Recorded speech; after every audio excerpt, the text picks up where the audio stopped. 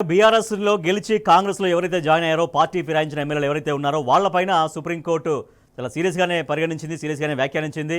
అత్యున్నత న్యాయస్థానం ధర్మాసనం కీలక వ్యాఖ్యలు చేసింది. రీజనబుల్ టైం అడుగుతున్నారు ప్రభుత్వం నుంచి. రీజనబుల్ టైం అంటే ఎంత? ఇప్పటికే దాదాపు 10 నెలలు గడిచిపోయింది, ఇంకా గడువు కావాలా అంటూ ప్రశ్నిస్తోంది. ఇది ప్రజాస్వామ్య హక్కుల అంశమని గుర్తుంచుకోవాలని చురకలు వేసింది సుప్రీంకోర్టు. 4 రోజుల్లో వివరణ ఇవ్వాలని అసెంబ్లీ కార్యదర్శిని ఆదేశించింది. తదుపరి విచారణను ఈ నెల 18కి వాయిదా వేసింది. పార్టీ ఫిరాయించిన బీఆర్ఎస్ ఎమ్మెల్యేలపై దాఖలైన కేసులో సుప్రీంకోర్టు విచారణ సందర్భంగా కీలక వ్యాఖ్యలు చేసింది. రీజనబుల్ టైం అంటే ఎంతకాలమో డిక్షనరీ చూసి చెప్పాలని సుప్రీంకోర్టు వ్యాఖ్యానించింది. ఫిర్యాదు అందుకుని ఏకంగా 10 నెలలు గడిచిన తర్వాత కూడా వివరాలు తెలుసుకుని చెప్పేందుకు గడువు కావాలని కోరడం ఏమిటని మండిపడింది. మనం ప్రజాస్వామ్యంలో ఉన్నామని గుర్తుంచుకోవాలని చురకలు వేసింది. ఇది ప్రజాస్వామ్య హక్కుల అంశమని గుర్తు చేసింది.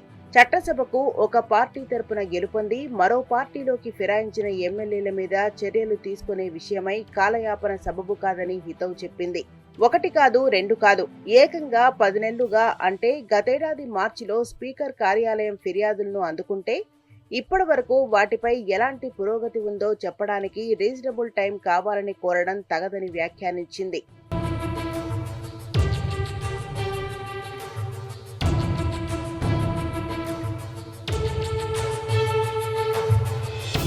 బీఆర్ఎస్ నుంచి గెలుపొంది కాంగ్రెస్ పార్టీలోకి ఫిరాయించిన ఎమ్మెల్యేలపై స్పీకర్ తగిన సమయంలో నిర్ణయం తీసుకోవాలి అంటూ హైకోర్టు ఇచ్చిన తీర్పును సవాల్ చేస్తూ BRS working president KTR writ పిటిషన్ను మరికొందరు ఎమ్మెల్యేలు దాఖలు చేసిన స్పెషల్ లీవ్ పిటిషన్లపై సుప్రీంకోర్టు విచారణ జరిపింది. ఒక దశలో అసెంబ్లీ కార్యదర్శి స్పీకర్ను సంప్రదించి తెలుసుకుని వివరణ ఇవ్వాలని న్యాయమూర్తులు justice BR Gavai, justice K Vinod చంద్రన్తో కలిసి ధర్మాసనం చెప్పింది. వెంటనే అసెంబ్లీ కార్యదర్శి తరపు సీనియర్ న్యాయవాది ముకుల్ రోహిత్గి తమకు కనీసం 3-4 రోజుల పాటు గడువు ఇవ్వాలని కోరారు. దీంతో తదుపరి విచారణను ధర్మాసనం ఈ నెల 18కి వాయిదా వేసింది.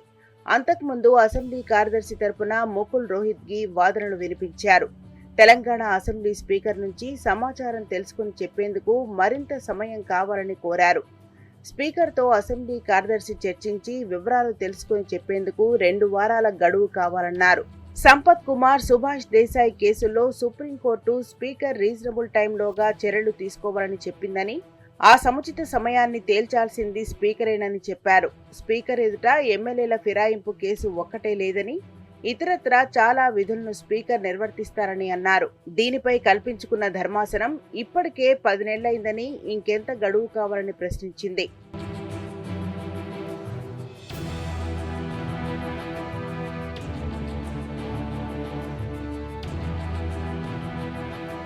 పార్టీ ఫిరాయించిన ఎమ్మెల్యేలపై చర్యలు తీసుకోవాలని ఫిర్యాదు చేసి 10 నెలలైనప్పటికీ స్పీకర్ స్పందించడం లేదని పిటిషనర్ల తరపున హాజరైన సీనియర్ న్యాయవాదులు అరియమ సుందరం, నాయుడు, మోహిత్ రావు తమ వాదనలు వినిపించారు.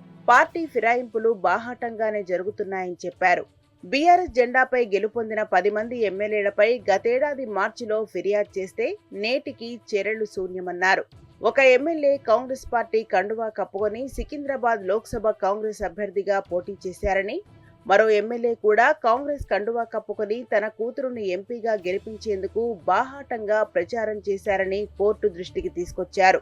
ఇలాంటి ఎమ్మెల్యేలపై అనర్హత వేటు వేయకపోతే పార్టీ ఫిరాయింపుల చట్టానికి తూట్లు పొడిచినట్లవుతుందని, ప్రజాస్వామ్యం మంటగలుస్తుందని ఆందోళన వ్యక్తం చేశారు.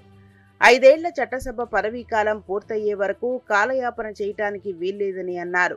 రీజనబుల్ టైంకు నిర్దిష్ట గడువు ఉంటుందని చెప్పారు. 3 నెలల్లోగా స్పీకర్ తన ముందున్న ఫిర్యాదులను పరిష్కరించాలని, ఈ మేరకు సుప్రీంకోర్టు ఉత్తర్వులు జారీ చేసిందని తెలిపారు. గతంలో కేశం మేఘాచంద్ర కేసులో ఇచ్చిన తీర్పును అమలు చేయాలని కోరారు. వాయిదాల పేరుతో చర్యలు తీసుకోవడంలో కాలయాపన చేయటం సరికాదన్నారు.